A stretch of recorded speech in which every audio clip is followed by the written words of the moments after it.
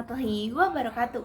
Halo semua, perkenalkan nama saya Jenny Januarni dengan NIM 10220250046 dari jurusan Pendidikan Program Studi PGMI dari Universitas Sultan Muhammad Saifuddin Sambas.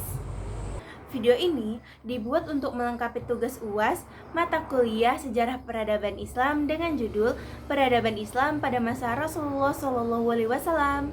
Di sini aku nggak sendirian, aku dibantu sama Jebi. Di sini Jebi akan menjelaskan dari awal hingga akhir.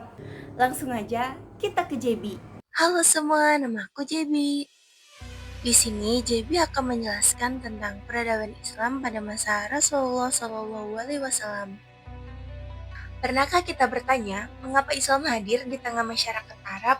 Apa yang sebenarnya terjadi sebelum Nabi Muhammad diutus sebagai Rasul?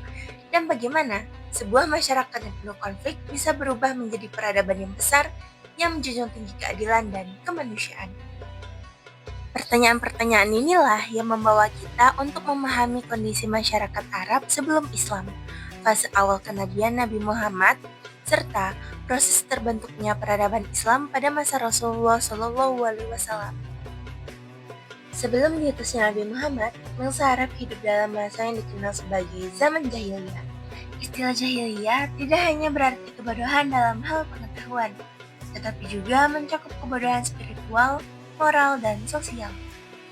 Dalam bidang keagamaan, sebagian besar masyarakat Arab menyembah berhala. Berhala-berhala tersebut diletakkan di sekitar Ka'bah dan diyakini sebagai perantara untuk mendekatkan diri kepada Tuhan. Meskipun terdapat kelompok kecil yang masih memegang ajaran tauhid Nabi Ibrahim, yang dikenal sebagai kaum Hanif, jumlah mereka sangat sedikit dan tidak berpengaruh besar terhadap masyarakat secara umum.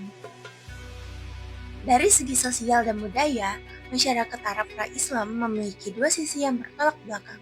Di satu sisi, mereka dikenal sebagai pemberani, dermawan, dan menjunjung tinggi kejujuran dalam berdagang.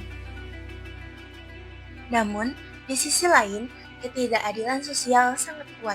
Perempuan tidak memiliki hak, bahkan sebagian bayi perempuan dikubur hidup-hidup karena dianggap membawa aib.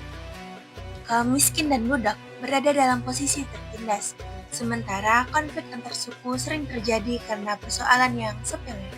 Kondisi inilah yang melatar belakangi diutusnya Nabi Muhammad sebagai pembawa risalah Islam. Sebelum menerima wahyu pertama, Nabi Muhammad telah ditempa berbagai pengalaman hidup. Ayah beliau wafat sebelum kelahirannya dan ibundanya meninggal saat beliau masih kecil. Setelah diasuh oleh kakek dan pamannya, Abu Thalib, beliau tumbuh menjadi pribadi yang jujur dan amanah.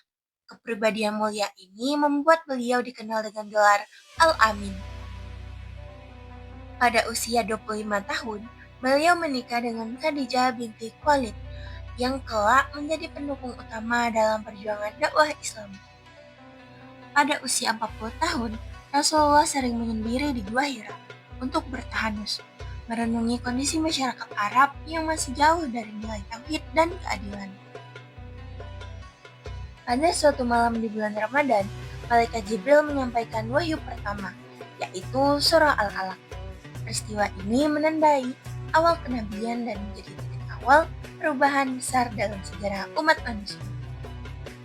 Setelah menerima wahyu, Rasulullah memulai dakwah secara sembunyi-sembunyi selama kurang lebih 3 tahun.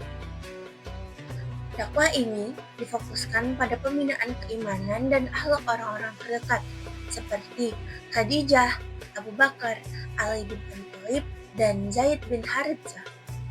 Setelah umat Islam memiliki fondasi iman yang kuat, Rasulullah diperintahkan untuk berdakwah secara terbuka. Sejak saat itu, penentangan dari kaum Quraisy semakin keras. Rasulullah dan para sahabat menghadapi ejekan, penyiksaan, hingga pemboikotan sosial dan ekonomi. Namun, di tengah tekanan tersebut, Islam terus berkembang dan menarik perhatian terutama dari kalangan masyarakat yang tertindas. Ketika tekanan di Mekah semakin berat, Allah memerintahkan Rasulullah untuk hijrah ke Madinah pada tahun 622 Masehi. Hijrah ini bukan sekadar perpindahan tempat, melainkan langkah strategis untuk membangun masyarakat Islam yang berdaulat dan berkeadilan. Di Madinah, Rasulullah membangun Masjid Quba dan Masjid Nabawi sebagai pusat ibadah, pendidikan, dan pemerintahan. Beliau juga mempersaudarakan kaum Muhajirin dan Ansar, serta menyusun Piagam Madinah sebagai dasar kehidupan masyarakat yang majemuk dan berkeadilan. Setelah 23 tahun menyampaikan risalah Islam, Rasulullah menunaikan Haji Wada dan menyampaikan pesan-pesan terakhir kepada umatnya.